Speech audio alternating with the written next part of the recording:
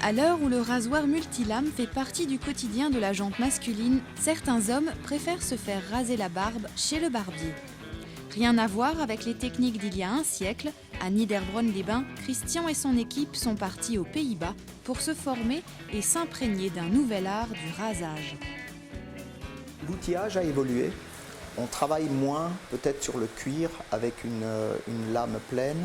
On va plus travailler avec de la lame interchangeable, déjà pour une question d'hygiène, de sécurité, pour être sûr du côté stérile de l'outillage. Un travail de préparation avec de l'huile. On utilise de l'huile qui contient aussi des huiles essentielles bio afin d'adoucir, de protéger et de sécuriser le travail. Et au niveau de la façon d'appréhender les zones de rasage, ça a complètement évolué. Avant, on travaillait avec des toutes petites zones qui allaient un peu dans tous les sens. Maintenant, on va travailler avec des grandes zones plus rapides, plus efficaces. L'homme aussi a évolué dans sa façon de prendre soin de lui. La recherche de plaisir et de bien-être devient tout aussi importante que l'acte de rasage lui-même. Massage aux huiles essentielles ou serviettes chaudes, il recherche la détente tout autant que l'entretien de sa barbe. À la maison, c'est à la tondeuse, vite fait, pour que ça soit à peu près propre, mais c'est mieux d'aller chez un barbier carrément. La repousse c'est un peu plus long quand on va chez le barbier, on gagne 2 jours, donc c'est net, c'est précis, il n'y a pas de défaut. Et on est choyé, on prend soin de nous et quand on ressort, un autre homme directement.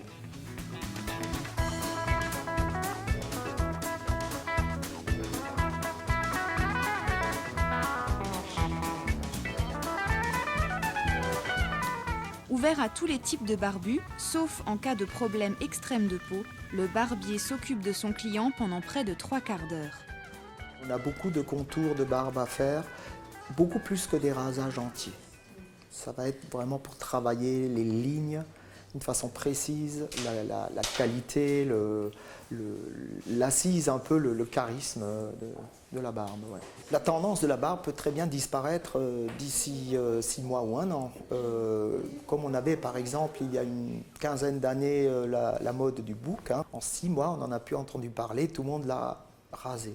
Donc maintenant le rasage peut peut-être rester, le rasage pleine lame partout, ça peut être une prochaine évolution. Ou peut-être que les hommes rechercheront tout simplement juste le plaisir. Amis barbus, si la thalasso, le spa ou les week-ends bien-être ce n'est pas pour vous, pourquoi ne pas allier rasage et plaisir en vous détendant 1 heure chez le barbier? Le Moulin Neuf accueille le 4e Forum des métiers. Les 4e et 3e du collège Munch se présentent par petits groupes à la rencontre des professionnels. Habitués ou présents pour la première fois, ils répondent volontiers aux questions. Non, c'est pas la première fois et c'est toujours intéressant et important de pouvoir leur apporter des envies, de développer un peu des envies pour le futur. Et en fait, on essaie de leur passer tous les bons messages. Aujourd'hui, l'agriculture est souvent médiatisée, mais pas forcément dans le bon sens. Donc on essaye de montrer un peu une vision un peu meilleure aux jeunes et leur montrer qu'il y a quand même quelques débouchés, même si c'est pas tous les jours facile. C'est pour faire connaître les métiers et puis susciter des vocations. Et après, au niveau travail, s'il arrive un coup dur à quelqu'un, il y a toujours moyen de remplacer ou d'aider à ce moment-là. Avec 5 rencontres par groupe, les élèves ciblent plusieurs possibilités et découvrent des univers bien différents, des métiers de la bouche en passant par l'administration et le bâtiment. Question ? À peu près combien d'années d'études ? Que ce soit pour cet ingénieur dans les emballages ou pour celui dans la plasturgie, les questions sont sensiblement les mêmes. Donc, c'est assez important pour eux. On a vu des questions très intéressantes, tant au niveau des évolutions que du salaire, que voilà, des choses qui les intéressent. Les deuxièmes avaient plus de questions que les premiers, donc c'était plus facile dans l'échange. Ça faisait moins monologue, mais c'était bien. À l'issue, le principal a remercié la 40aine de participants. Les élèves, eux, approfondiront leur connaissance de la vie active lors de stages en entreprise. Es ist eine Tradition in Domborninhofen, wie man nicht vergisst, der Kesselfleisch. Die APRORES organisiert das Essen jedes Jahr seit 26 Jahren. Mit dem Verein hat die Heidelbeeren-Geschichte von Dombor salmals angefangen. Jedes Jahr bringen wir selber das Fleisch, selber Methode, selber die Rezepte. Was changiert ist natürlich das Dessert mit dem Kaffee. Da tun wir jedes Jahr ein bisschen etwas Frisches bringen.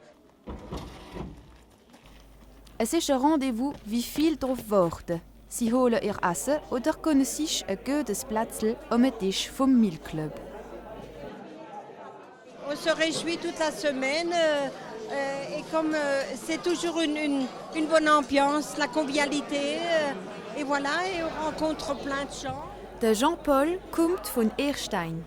Er ist fürs erste Mal am Kesselfleisch von Dombor, aber hat schon einmal davon gegessen. Oui, une fois à la Houpe. Aber der hier ist ganz speziell. Sympa, convivial et puis de qualité. Für die Vorbereitung oder für den Service sind immer viele Bénévoles da. Dank ihrer Hilfe wird die Tradition verloren gegangen. Das macht man daheim gar nicht mehr.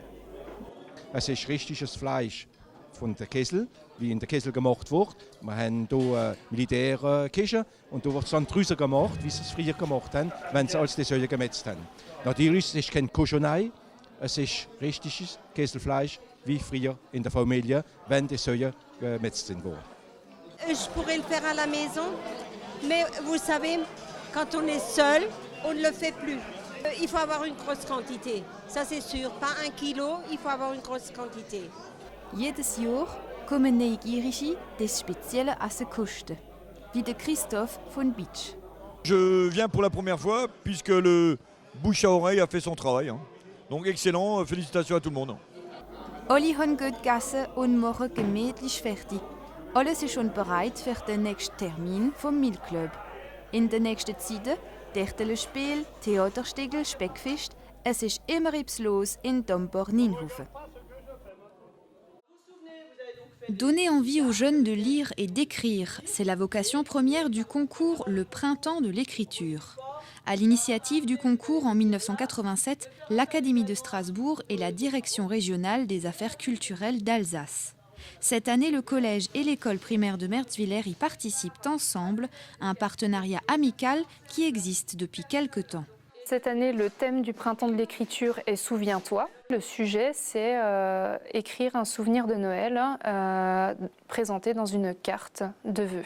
C'était un sujet qui était plus pour des petites classes de primaire et qui n'était pas ouverte en écriture à 2 classes. Donc on choisissait les sujets d'écriture à 2 classes habituellement. Donc cette année, on s'est dit tant pis.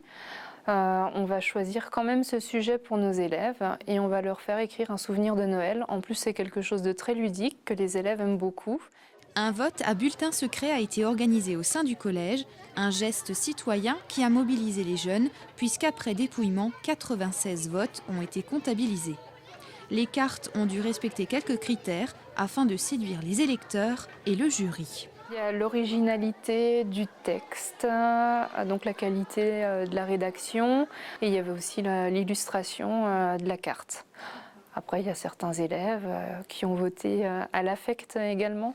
Je vais voter pour ma copine, mais on a quand même eu quelques cartes, 2 cartes en CM1 et en 6e qui se sont vraiment démarquées.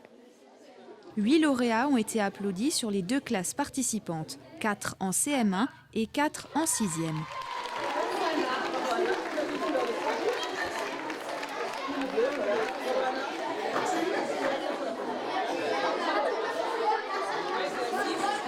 En tout cas, les élèves n'ont pas manqué d'imagination pour leurs souvenirs de Noël. Moi, j'adore écrire et j'aime bien me rappeler des choses qui me marquent. Moi, mon souvenir, c'était quand on était tous réunis. C'est un souvenir hyper drôle. C'est un Noël, je voulais voir le traîneau du Père Noël et le Père Noël est allé dans une vieille voiture. Pendant 1 an, je pensais que le Père Noël se baladait en 205. En fait, c'est un souvenir de Noël très rigolo. Je voulais que ça soit très rigolo. Il parle d'une table qui se casse en 2 lorsqu'on joue à un jeu. Les 8 gagnants du concours se sont vus remettre un petit sac besace en cadeau, mais personne n'a été oublié. Tous les élèves ont eu droit à quelques friandises en lot de consolation. Suite à une confusion, il nous a été demandé de préciser que les 2 classes n'ont pas participé au Printemps de l'écriture, mais qu'il s'agissait d'un concours interne aux 2 établissements inspiré du thème du Printemps de l'écriture.